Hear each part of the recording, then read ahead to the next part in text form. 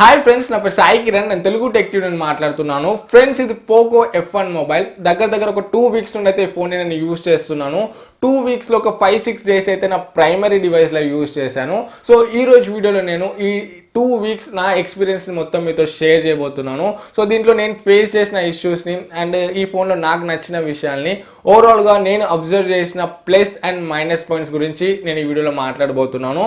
So friends, ఈ వీడియోని కంప్లీట్గా చూడండి అండ్ వీడియో నచ్చితే వీడియోని లైక్ చేయడం మర్చిపోకండి. సో ఫ్రెండ్స్, ఏమాత్రం కూడా ఆలస్యం చేయకుండా let's get started.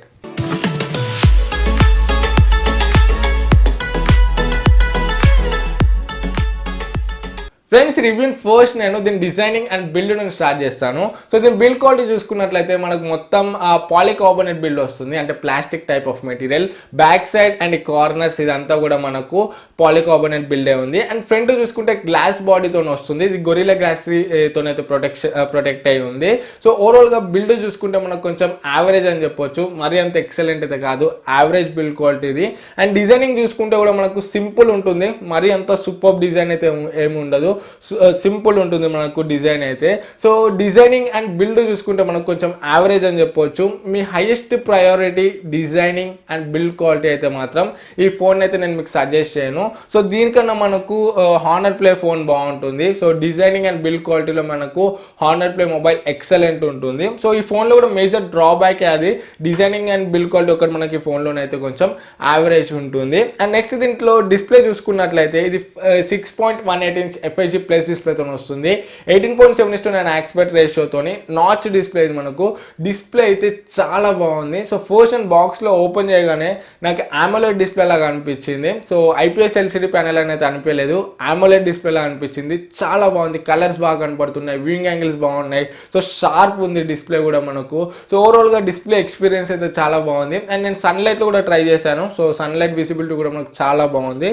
So display అయితే నాకు చాలా నచ్చింది. సో మీరు కంటెంట్ ఏమైనా చూస్తున్నా కూడా వీడియోస్ అవి ఇవి, సో మనకైతే ఒక మంచి ఎక్స్పీరియన్స్ అయితే వస్తుంది. బట్ డిస్ప్లేలో కూడా మనకు కొన్ని ఇష్యూస్ అయితే ఉన్నాయి. సో ఈ నాచ్ అయితే మనకు చాలా పెద్దగా ఉంది. మనకు నోటిఫికేషన్స్ ఏమన్నా వచ్చినా మొత్తం కవర్ చేసేస్తుంది. ప్లస్ మనకు బ్లూటూత్ ఇవి ఏమన్నా మీద నోటిఫికేషన్ వాళ్ళు ఆన్ చేసుకున్నా కూడా మనకైతే అక్కడ ఆ సింబల్స్ని అయితే చూపించట్లేదు, ఆ నాచ్ అంతా కవర్ చేస్తుంది. అండ్ కింద బెజల్స్ కూడా చాలా పెద్దగా ఉన్నాయి. సో బెజల్స్ అయితే పెద్దగా ఉన్నాయి ఈ ఫ్రంట్ డిస్ప్లేలో. అదే మనం హానర్ ప్లేలో చూసుకుంటే మనకు బెజల్స్ అయితే చాలా థిన్ ఉంటాయి, చూడడానికి మంచి లుక్ వస్తుంది డిస్ప్లే. బట్ దీంట్లో మాత్రం బెజల్స్ అయితే చాలా పెద్దగా ఉన్నాయి. అండ్ మెయిన్గా డిస్ప్లేలో ఒక ఇష్యూ అయితే రేజ్ అయింది మొన్న. సో స్క్రీన్ బ్లీడింగ్ ఇష్యూ అని చెప్పేసి. సో అన్ని ఫోన్స్లో లేదు, బట్ మ్యాక్సిమం నెంబర్ ఆఫ్ ఫోన్స్లో ఇష్యూ అయితే ఉంది. అంటే కింద బాటంలో మనకు కొంచెం లైట్గా వైట్ ఫేడ్ అయితే వస్తుంది, ఇదే స్క్రీన్ బ్లీడింగ్ ఇష్యూ. సో నా ఫోన్లోనైతే నేను ఆ ఇష్యూని అబ్జర్వ్ చేశాను. ఎవరికి తెలియదు, ఇది మనకు చూస్తే కూడా తెలియదు. బాగా అబ్జర్వ్ చేస్తే బ్లాక్ బ్యాక్గ్రౌండ్ పెట్టుకొని చూస్తే అప్పుడు మనకు అర్థమవుతుంది. ఇది అంత పెద్ద ఇష్యూ అయితే కాదు. ట్విట్టర్లో ఒక ట్వీట్ చేశారు. సో దాని తర్వాత అందరు చూడడం జరిగింది, అందరికైతే స్క్రీన్ బ్లీడింగ్ ఇష్యూ అయితే కనబడుతుంది మ్యాక్సిమం నెంబర్ ఆఫ్ మెంబర్స్కి.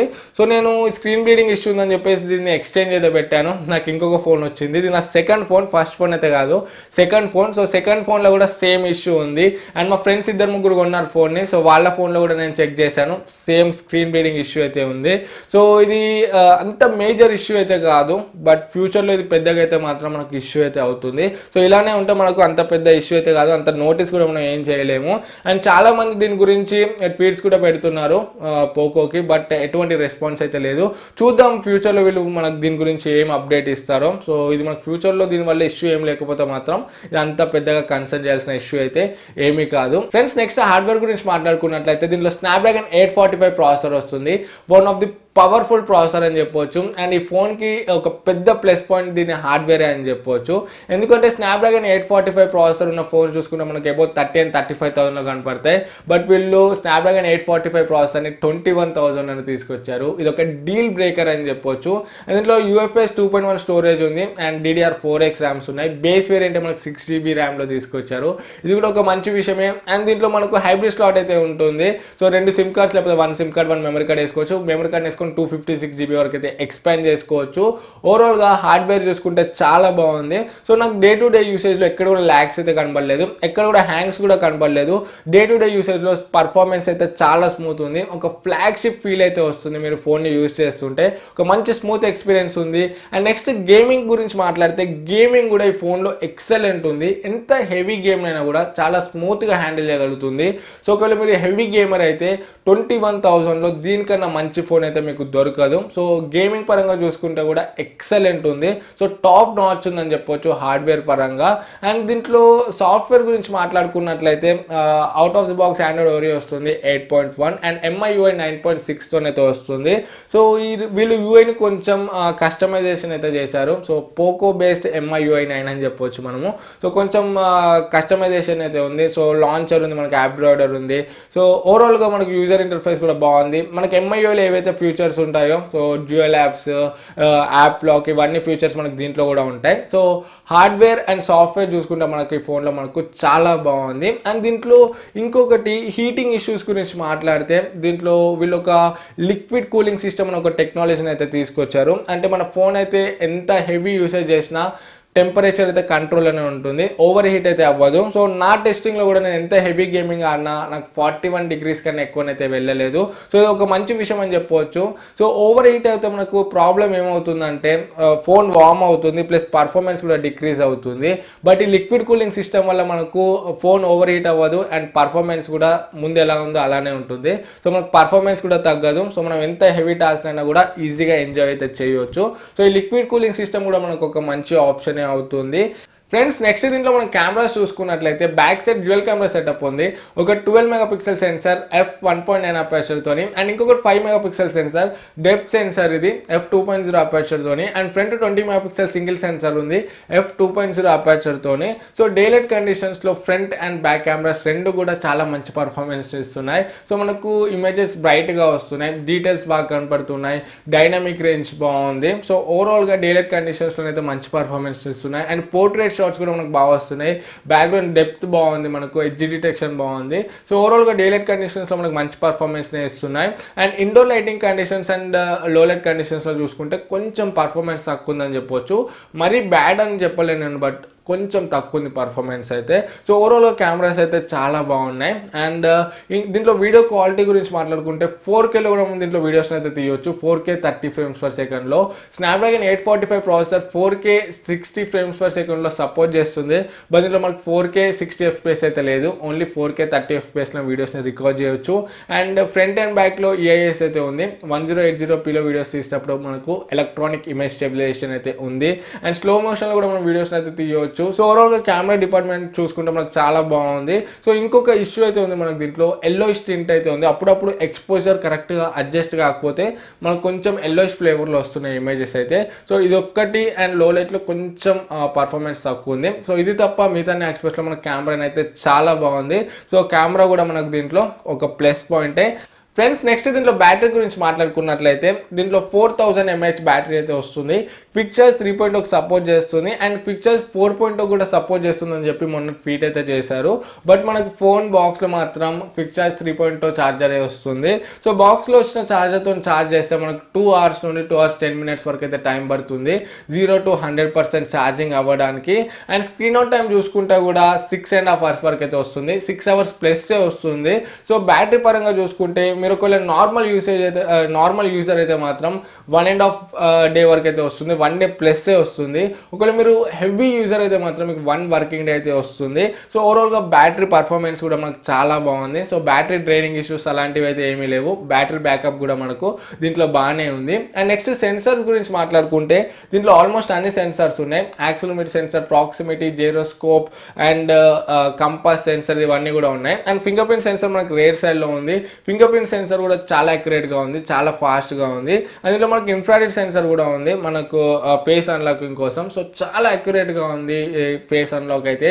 మీరు ఎంత డార్క్ కండిషన్లోనైనా మనకు ఫేస్ అన్లాక్ అయితే పర్ఫెక్ట్గా వర్క్ అవుతుంది. సో నేను ఈ ఫేస్ అన్లాకింగ్ గురించి ఆల్రెడీ సపరేట్ వీడియో చేశాను, మీద ఐకార్స్లో చేస్తాను, మీరు అక్కడ నుండి అయితే చూడొచ్చు. సో ఇన్ఫ్రారెడ్ సెన్సర్తో మనకు ఫేస్ అన్లాకింగ్ కూడా పర్ఫెక్ట్గా వర్క్ అవుతుంది.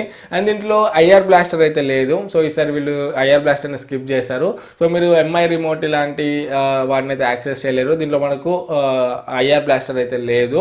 సో ఓవరాల్గా మనకు సెన్సర్స్ అయితే ఇవి. సో మాక్సిమం అన్ని సెన్సర్స్ ఉన్నాయి, ఐఆర్ బ్లాస్టర్ అయితే ఒకటి లేదు. అండ్ నోటిఫికేషన్ ఎల్ఈడి లైట్ కూడా ఉంది, మనకు బాటంలో ఉంది notification LED light, only single colour, ఇది వైట్ కలర్లో వస్తుంది.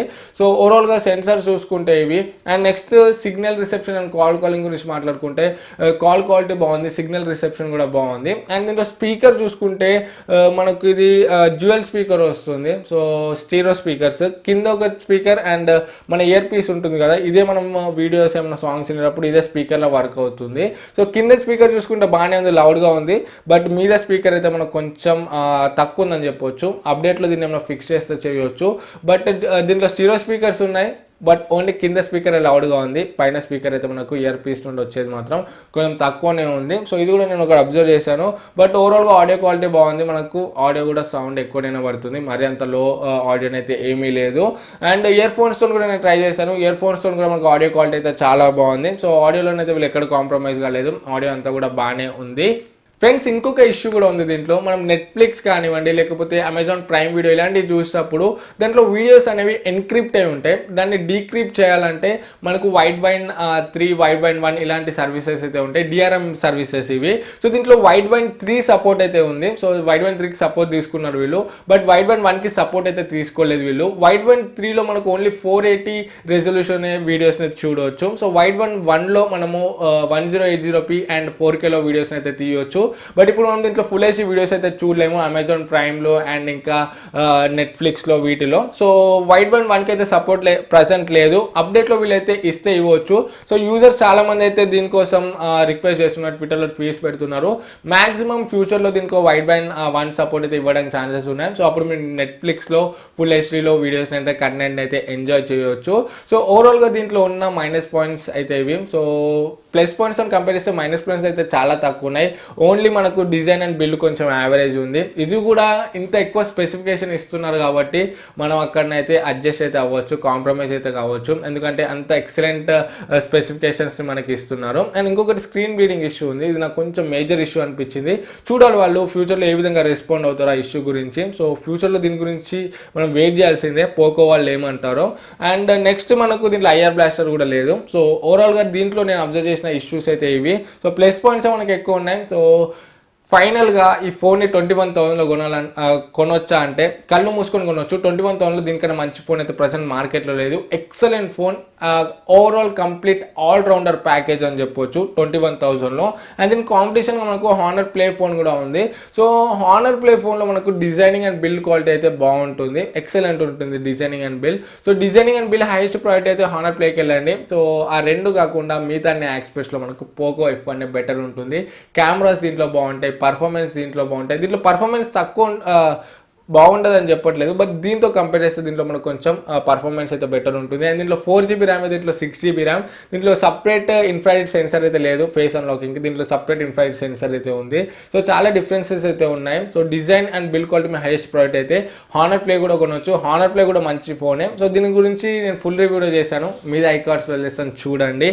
సో ఫ్రెండ్స్ ఓవరాల్గా పోకో F1 కంప్లీట్ రివ్యూ అయితే ఇది. ఈ వీడియో మీకు యూస్ఫుల్ అవుతుంది అనుకుంటున్నాను. వీడియో నచ్చితే వీడియోని లైక్ చేయండి. మీకు ఇంకేమైనా డౌట్స్ ఉంటే కింద కమెంట్స్లో అడగండి. ఫస్ట్ టైం మన ఛానల్కి వస్తే ఇటువంటి టెక్నాలజీకి సంబంధించిన వీడియోస్ కోసం మన ఛానల్కి సబ్స్క్రైబ్ అవ్వండి. మళ్ళీ నెక్స్ట్ వీడియోలో ముందుకు వస్తాను. This is Sai Kiran from Telugu tech TV signing off. జై హింద్.